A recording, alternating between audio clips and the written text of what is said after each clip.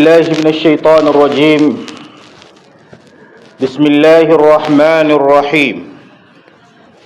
إن الحمد لله نحمده ونستعينه ونشكره ونستغفره ونتوب إليه، ونعوذ بالله من شرور أنفسنا ومن سيئات أعمالنا.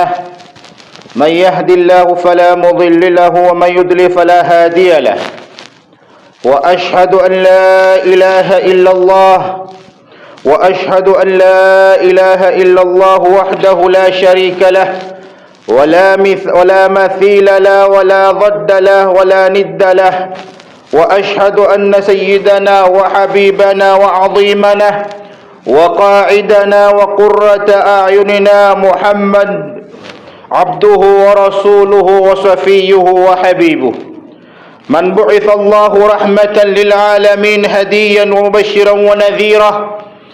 فصل على سيدنا محمد على كل رسول الله أرسله بالهدى ودين الحق.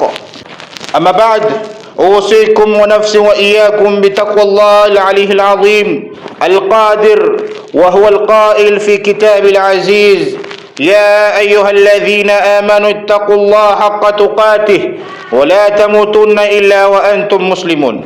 إخوة الإيمان والمسلمون، عن أبي هريرة رضي الله عنه أن رسول الله صلى الله عليه وسلم قال: حق المسلم على مسلم 6 وفي رواية 5.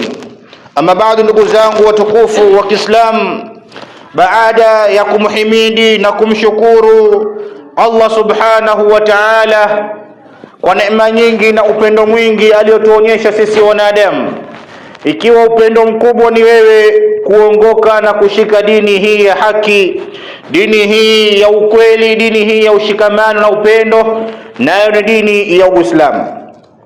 Ikiwa neema kubwa pia ingine katika miongoni mwa neema kubwa ni wewe hadi leo hii na muda huu kipumua pumzi ya Allah bila malipo ya aina yoyote, kwa sababu kuna ndugu zako wengine wako hospitalini, kuna wengine wamefariki sasa hivi, lakini mimi na wewe tunapumua pumzi hii ya Allah bila malipo, bila udhuru ya aina yoyote kwa Allah subhanahu wa ta'ala. Hii yote ni mapenzi yake na utukufu wake Mwenyezi Mungu subhanahu wa ta'ala. Hatuna budi kusema alhamdulillah, na tumtakie rehema na amani kiongozi wa umma huu, mwalimu wetu na kipenzi chetu na role model wetu, naye si mwingine ni Mtume Muhammad sallallahu alaihi wasallam.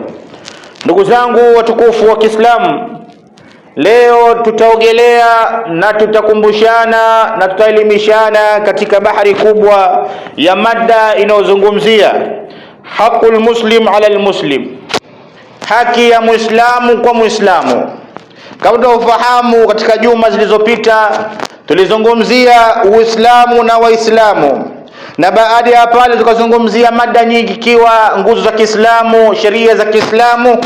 Lakini leo hii tunaingia sasa katika mada inayosema haki ya Muislamu kwa Muislamu mwenzake, na haki zenyewe katika hadithi ya Abu Huraira radhiyallahu anhu anasimulia kwamba Mtume Muhammad sallallahu alaihi wasallam alipoulizwa haki ya Muislamu juu ya Muislamu mwenzake ni ngapi, basi katika hadithi hii riwaya inasema haki ni 6, na hakika riwaya zingine zikisema haki ni 5.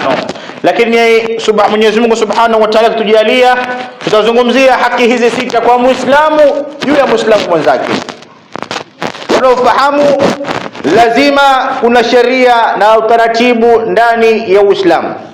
Kama tulivyosema hapo awali, Uislamu umejengwa na nguzo 5, ikiwa nguzo hizi yenyewe ya kwanza ni shahadatu an la ilaha illa Allah wa iqamis sala wa itau zaka wa sawmu Ramadhan wa hajjul bait man istata ilayhi sabila. Uislamu umejengwa katika nguzo 5.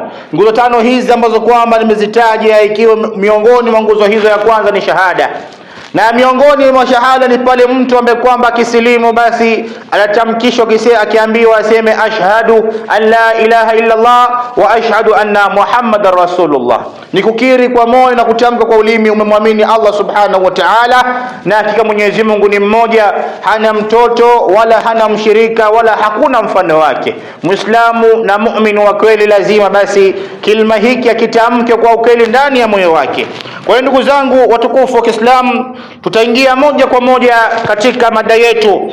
Katika haki ya kwanza kwa Muislamu, juu ya Muislamu mwenzake tunaambiwa idha laqaitahu fasallimu alayhi. Haki ya Muislamu juu ya Muislamu mwenzake tunaambiwa idha laqaitahu fasallimu alayhi. Basi haki ya Muislamu juu ya Muislamu mwenzake, utapomwona Muislamu mwenzako iwe ni barabarani, basi haki yako ni kumsalimia. Na ukiangalia katika hii salamu, assalamu alaikum wa rahmatullahi wa barakatuh, ukiangalia kusalimia ni sunna, lakini kujibu wewe ni faradhi. Na hakika malipo ya kusalimia mwenzako na malipo ya yule atakayejibu, wewe ambaye kwamba unamsalimia unapata thawabu nyingi kushinda yule anayejibu. Lakini cha ajabu sasa hapa, wewe ambaye kwamba unasalimia umeona mwenzako Muislamu mwenzake ukamwambia assalamu alaikum, yule sasa ni lazima, ni wajibu kwake ya kujibu wa alaikumus salam. Lakini masikitiko makubwa na huzuni mkubwa, leo hii kuna baadhi ya Waislamu salamu hii hatuitendei haki. Kuna baadhi ya Waislamu salamu hii hatutendei haki. Kwa sababu gani? Leo utapata Waislamu wamekaa sehemu moja, au ni ndugu yako Muislamu uko naye barabarani, upisha naye barabarani, badili umsalimie assalamu alaikum, utasikia wengine wasema salamu alaikum, salamu alaikum, salamu alaikum. Na yule naye pia pengine umemsalimia vizuri assalamu alaikum, yule anakuambia salamu, anafupisha salamu hii anakuambia salamu. Kuna wengine mpaka wanaguna assalamu alaikum, yani hakujibu, kwa sababu wewe pengine na huyo anayekusalimia mna chuki, mna kinyongo, hali akikusalimia wewe una ugumu kujibu salamu yake. Lakini tambua ndugu yangu mtukufu wa Kiislamu, utaposalimiwa na ndugu yako Muislamu, basi tambua kwako ni wajibu kujibu salamu hiyo, iwe ni adui wako, iwe ni rafiki yako. Haki ya Muislamu ya kwanza kwa Muislamu mwenzake, ya kwanza ni kumsalimia pale mtapoonana, unayemfahamu na usiyemfahamu, bora ni Muislamu. Salamu ya Kiislamu ni assalamu alaikum wa rahmatullahi wa barakatuh. Salamu hii ukiangalia imegawanyika sehemu tatu.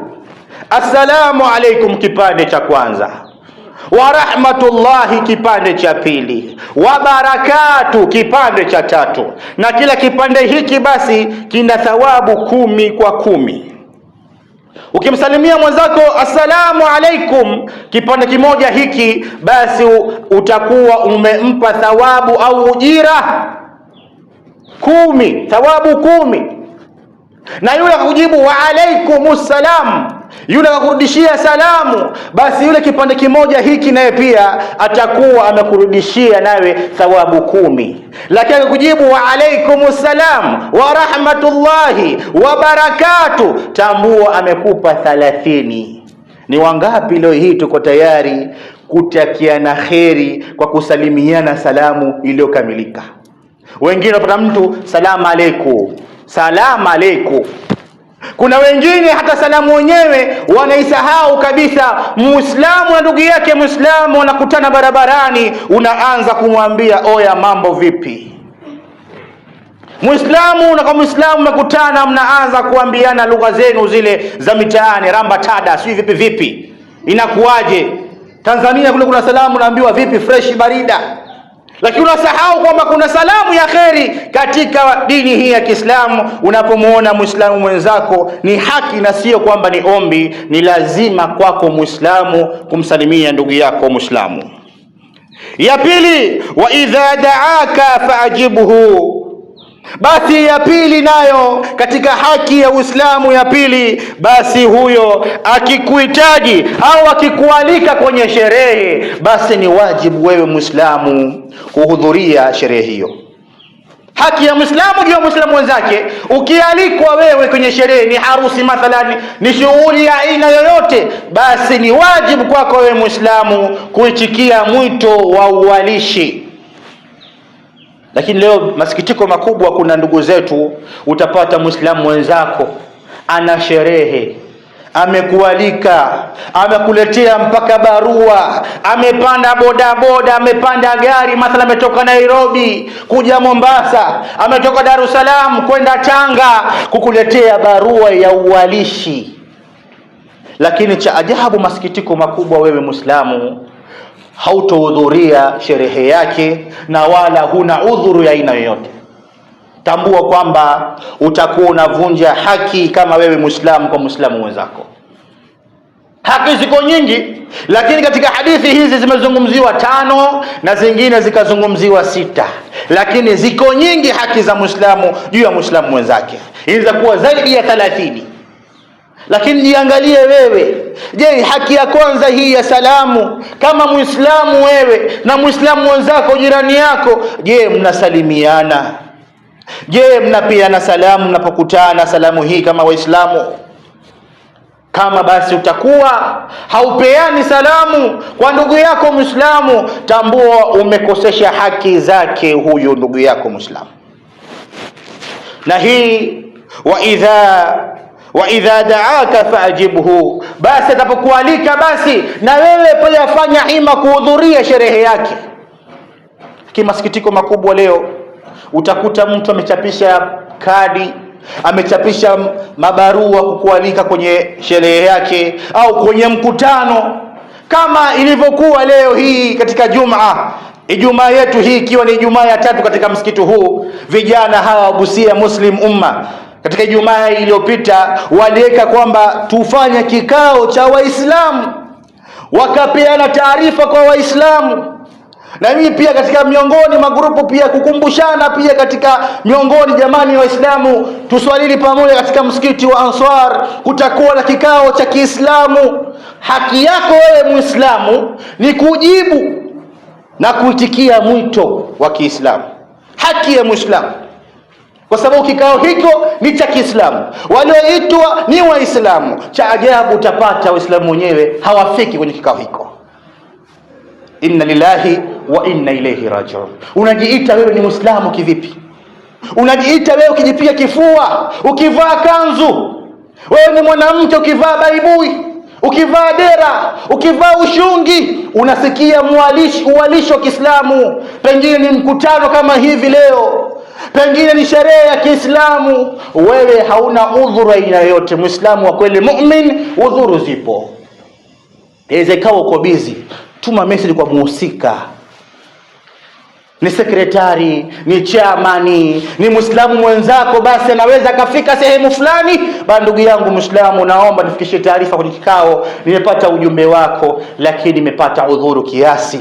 Sio lazima hata useme kwamba nimepata udhuru ni msiba, nimepata udhuru. Nina udhuru tu, sitofika kwenye kikao, naomba ukaniombea apology. Ni wangapi tunafanya hivyo? Isipokuwa tunaangaliana, aliyeniita ni nani? Aliyeniita ni Juma, aliyeniita ni Yusufu, aliyeniita ni fulani. Huyo ataniambia nini? Ana nini huyo? Tunaangaliana kwa value ya thamani ya kipato. Leo hii ukimita mtu fulani hawezi fiwa, sababu naangalia huyo mtu, je, ana thamani gani? Akaunti yake inasoma vipi? Lakini hatuangalie Uislamu wake. Leo hii hata ukiangalia sherehe zenyewe za Kiislamu, tunaalikana kwa kuangalia na sura.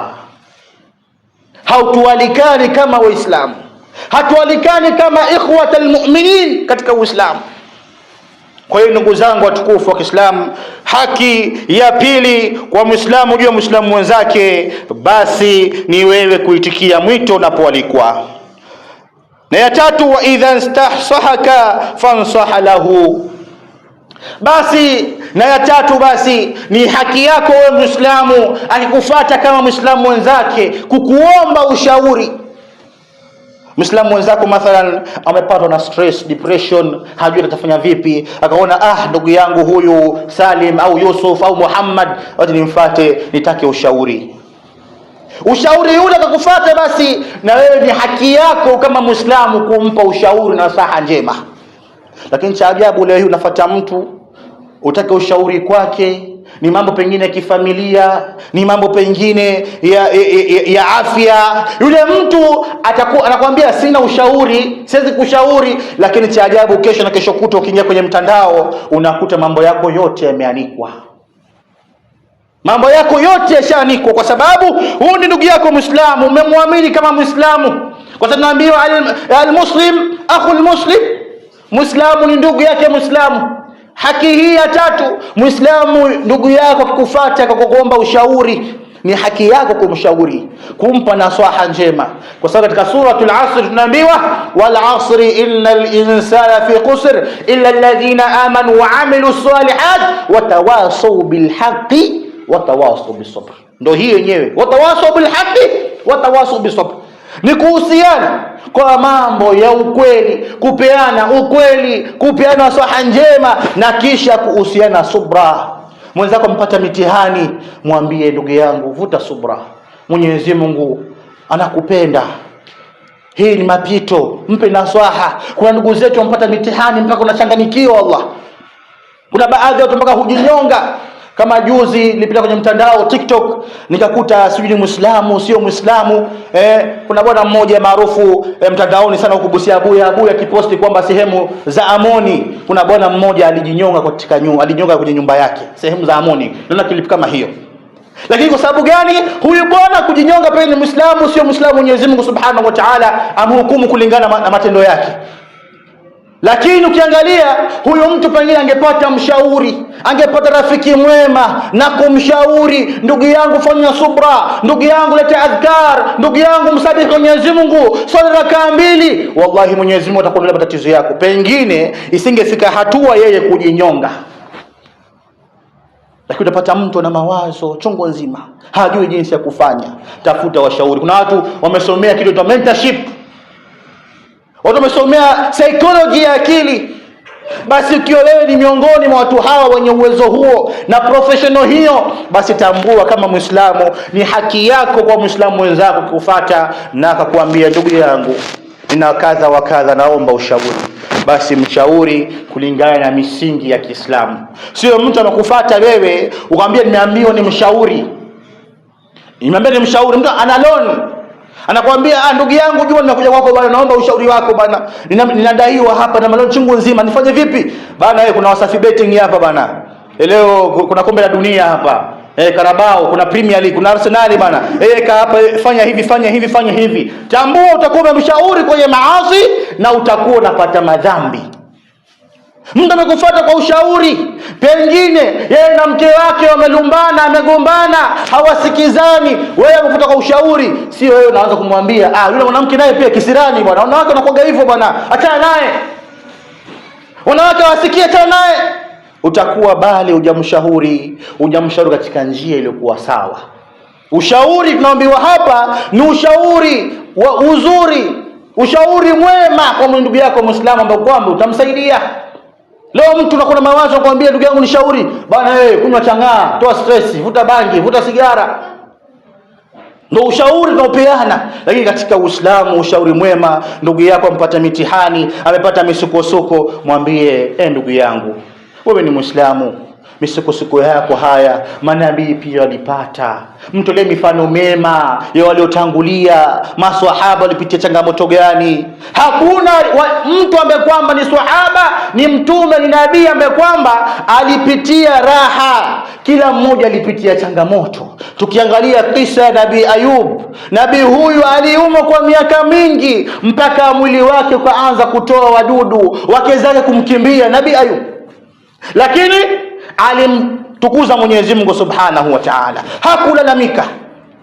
Tukiangalia Nabii Ibrahim, naye pia baba wetu wa imani, ndugu zetu wa Kristo na Waislamu na wasiokuwa Waislamu pia wengine wanakubali kwamba Ibrahim baba wetu wa imani. Nabii Ibrahim alipovunja yale masanamu kisha akataka kutupa katika moto, Nabii Ibrahim alipiga nduru kuambia watu wake nisameheni, sitarudia tena.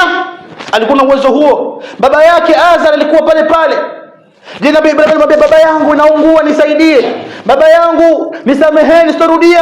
Nabii Ibrahim licha ya kuwa yupo kwenye mitihani mizito ya kuunguzwa katika moto, alimtegemea Allah. Mwenyezi Mungu Subhanahu wa Ta'ala alituma malaika wa kila aina, malaika wa majabali, malaika wa upepo, malaika wa mvua ili kumnusuru Nabii Ibrahim. Lakini Nabii Ibrahim kwa kuwa anamjua Allah, anamjua Mwenyezi Mungu Subhanahu wa Ta'ala, akasema neno dogo sana, neno hili ambayo watu wengi pia kwenye magari, kwenye pikipiki, kwenye manyumba wanaandika maneno haya, lakini hawajui uzito wa neno hili na historia ya neno hili ambalo kwamba limsaidia Nabii Ibrahim katika janga kubwa la moto. Neno gani? Alisema hasbunallahu wa ni'mal wakil. Hili ndio neno ambalo kwa Nabii Ibrahim alitamka, na Mwenyezi Mungu Subhanahu wa Ta'ala kusikia kauli hii Nabii Ibrahim, ndipo akatoa kauli Mwenyezi Mungu akauamuru sasa huo moto, ya naru kuni bardan wa salaman ala Ibrahim, ewe moto kuwa baridi na salama kwa Nabii Ibrahim, kumtegemea Allah Subhanahu wa Ta'ala. Na moto ule Nabii Ibrahim alivyotupa katika moto, Nabii Ibrahim alikaa karibu miaka mingapi ndani? Miaka mingi, lakini hakuungua hata unywele, kwa sababu ya neno hili hasbunallahu wa ni'mal wakil, kumtegemea Allah Subhanahu wa Ta'ala. Ndiyo Nabii Ibrahim akanusurika. Nabii Yunus naye pia kadhalika, na manabii wako wengi.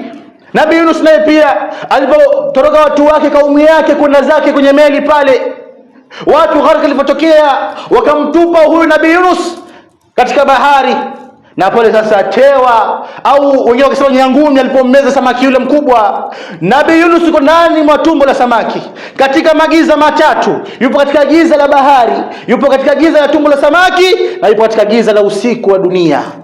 Nabii Yunus huyu ndani mwa tumbo la samaki alimkumbuka nani? Alimsema nini mpaka akanusurika katika tumbo la samaki chini ya bahari kina kirefu? Alisema la ilaha illa anta subhanak inni kuntu minadh-dhalimin. Nabii Yunus naye pia akanusurika kwa janga hili la kumezwa na samaki. Iweje wewe ndugu yangu mtukufu wa Kiislamu, ndugu yako amekufuata wa Kiislamu kutaka ushauri, umwambie bana, piga namba hizi za mganga fulani, chukua hiki, fanya hivi, kumuasi Mwenyezi Mungu Subhanahu wa Ta'ala. Kwa hiyo ndugu zangu watukufu wa Kiislamu, haki ya kwanza kwa Muislamu mwenzake, jua Muislamu mwenzake unapomuona ni kumtolea salamu. Na ya pili, utapopewa uwalishi basi ni wajibu kwako kuitikia mwito. Na ya tatu, atapokuomba ushauri basi huna budi kumshauri ushauri mwema. Na akasema tena, wa idha atasa fahamidallahu wa shammituhu. Basi na ya nne ni pale Muislamu sasa atapopiga chafya, apia cha, wengine wanasema excuse me, unapiga chafya unasema excuse me, au mwingine anakuambia Jesus.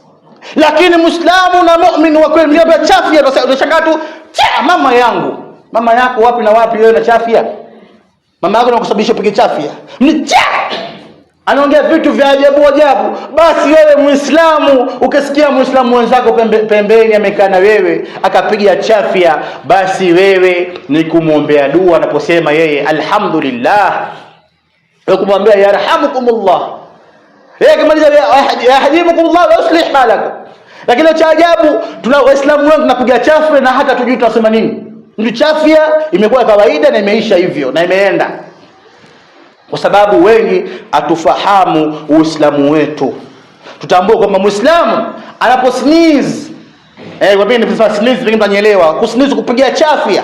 Unapopiga chafya wewe Muislamu ni sharti basi umshukuru Mwenyezi Mungu Subhanahu wa Ta'ala kwa kusema alhamdulillah, na alikuwa pembeni mwako ni Muislamu kusema yarhamukumullah, au hakika ni mwanamke yarhamkillah.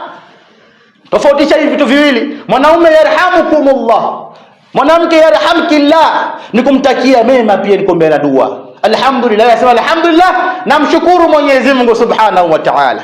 Ombe yarhamukumullah, na Mwenyezi Mungu akurahamu, akupe afya. Yakisema yahdimukumullah wa yuslih balakum, na Mwenyezi Mungu Subhanahu wa Ta'ala atuongoze au akuongoze wa yuslih balakum, na pia atuunganishe kuwa pamoja.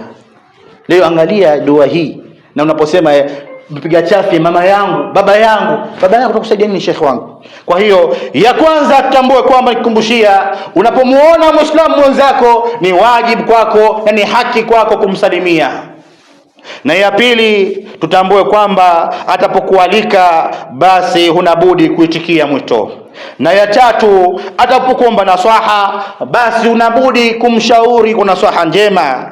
Na ya nne anapopiga chafia basi ni haki wewe Muislamu kuitikia dua anapokuombea, kusema alhamdulillah, na wewe kumuitikia yarhamukumullah. Na ya tano, wa idha maridtu fa'udhu, na anapokuwa mgonjwa ndugu yako Muislamu ni haki kwa wewe Muislamu kumtembelea. Na hii ndio sehemu kubwa na janga kubwa kwa umma wetu huu wa Kiislamu. Leo tuna wagonjwa wangapi wako district hapo Busia? Wewe uko Mombasa ni wagonjwa wangapi wako Makadara? Wewe uko Dar es Salaam Tanzania ni wagonjwa wangapi wako Muhimbili wa Kiislamu? Wewe uko Tanga Tanzania ni wagonjwa wangapi wako Bombo hospitali?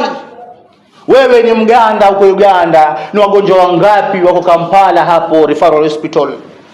Je, ushawainyanyua mguu wako mosi pili kwenda kumtembelea ndugu yako Muislamu?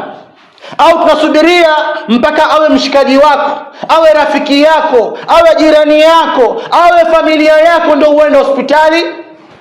Tambua yule Muislamu aliyekaa hospitalini pale ni haki wewe kutoa mguu wako kwenda kumtembelea. Ni sio lazima kumtembelea kwamba umlipie bili ya hospitali, la, bali unapomtembelea mgonjwa, Mtume Muhammad sallallahu alaihi wasallam akasema kuna faida kubwa pale hospitali unapotembea. Ni mojawapo ya kukuza imani yako, ni mojawapo ya kusafisha imani yako unapomtembelea mgonjwa, kwa sababu utaangalia mwingine yuko hospitalini pale mguu umewekwa juu, utaangalia mwingine ameungua mwili mzima, godoro ile amewekewa chuma juu, shiti isimshike kwenye mwili wake. Kuna mwingine amefura kwenye shingo, kuna mwingine jicho limetoka nje. Basi unapofika pale na ukiangalia hali yako na hali ya yule mgonjwa, basi utasema wallahi Mwenyezi Mungu alhamdulillah. Utasema Mwenyezi Mungu alhamdulillah. Wallahi kuna watu ambapo kwamba wakiamka asubuhi hawajui watakula nini. Kuna mtu akiamka asubuhi hajui yeye ataishi vipi mchana huo, lakini Mwenyezi Mungu Subhanahu wa Ta'ala ndiye mpangaji wa riziki. Lakini unapomtembelea mgonjwa hospitalini, basi ni mojawapo yule mgonjwa kufarijika na pia kupona pengine yale yote yanamsumbua katika hospitali. Na wewe pia ni mojawapo ya kusafisha imani yako na kuweka imani yako sawa, wa kuangalia hali za wagonjwa wengine. Na ukijiona wewe ukitembea hauswali, wewe una afya hauswali, wewe wenyewe kuswali kwako kwa kuungaunga. Kwa hiyo tutembelee wagonjwa, na hii ni haki kwa Muislamu juu ya Muislamu mwenzake. Na ya mwisho ambaye ni ya sita, wa idha mata fattabi'uhu. Na hii ya mwisho sasa, Muislamu anapofariki ni wajib na lazima kwako wewe Muislamu kumzika na kumswalia. Lakini kuna jambo ambalo kwamba wengi tunakosea. Jambo hili ambalo kwamba tunaambiwa sunna na taratibu za Kiislamu, wewe ukiona jeneza iko barabarani, upo kwenye gari, upo kwenye pikipiki, upo kwenye watembea kwa miguu, ni haki wewe kusimamisha gari lako. Kama hauwezi lisogeze ile jeneza, basi ulisindikize kwa macho mpaka litapoishia, ndio uchukue gari yako uendeshe. Ni wangapi leo tunafanya hivyo? Ni wangapi leo hii? Sunna ya jeneza ni kubeba kwa bega. Sunna ya jeneza ni kubeba kwa bega na kuisindikiza kwa mguu mpaka makaburini, na watu wakileta takbir ya kwamba la ilaha illa Allah, la ilaha illa Allah, ni mojawapo ya istighfari kwa huyu marehemu aliyelala hapo mbeba. Lakini leo tumekuwa wavivu na tumekuwa moyo wetu umeingia kutu kuona makaburi yako mbali, wengine kwa kubeba jeneza kwa magari ile hali kaburi liko karibu. Wengine tunafika makaburini pale tunashindwa kuwa na ibra kukutuka kwamba tu katika sehemu ya mazingatio. Leo kuna watu makaburini wanapiga stori za mipira, wanajisahau katika eneo gani. Huyu ambaye kwamba tumemleta hapo na sahau kwamba ameletwa kwa sababu gani. Leo kuna baadhi ya watu jeneza linaingia msikitini linaswaliwa, yakisema kwamba ni faradhi kifaya bana. Hiyo faradhi kifaya, sio lazima wewe waondoka. Tambua yoyote yule ambaye kwamba atamswalia maiti na akamsindikiza kaburini akazikwa, basi Mtume akasema kwamba ni mfano umepata thawabu ya mlima wa Uhud mara 2. Ulima wa leo na Maka, unafahamu ulima wa Uhud uko vipi? Lakini tumekuwa wavivu, tunaangalia leo aliyekufa ni nani? Aliyekufa ni Muzammil? Aliyekufa ni fulani? Je, familia yake ikoje? Iko na pesa, iko na faranga, iko na mali, iko na pesa mzuri, ndio mtu sasa pale akajifunga ndio aende. Tutambue kwamba haki ya Muislamu juu ya Muislamu wenzake. Ukiwa katika mji, sio kwamba wewe msio umetokea zake wewe huko sijui sehemu gani kulini, na wewe unaishi Mundika. Sijakwambia kwamba haki yako wewe utoke Mundika. Sasa shaka niambia nitoke Mundika kwa miguu kwa mzike fulani yuko kulini. La. Wewe uko eneo la kulini hapo na unaona kuna msiba sehemu ya jirani, ni haki yako wewe kwenda kumzika huyo, awe unamjua au usiyemjua. Na Mwenyezi Mungu Subhanahu wa Ta'ala atujalie ni wenye kusikia na kuyafuata. Barakallahu bil Qur'anil azim wa nafa'ani wa bil ayatil hakim. Aqulu qawli hadha fastaghfiruhu innahu ghafurur rahim wa huwal barrul karim. Istaghfiru rabbakum.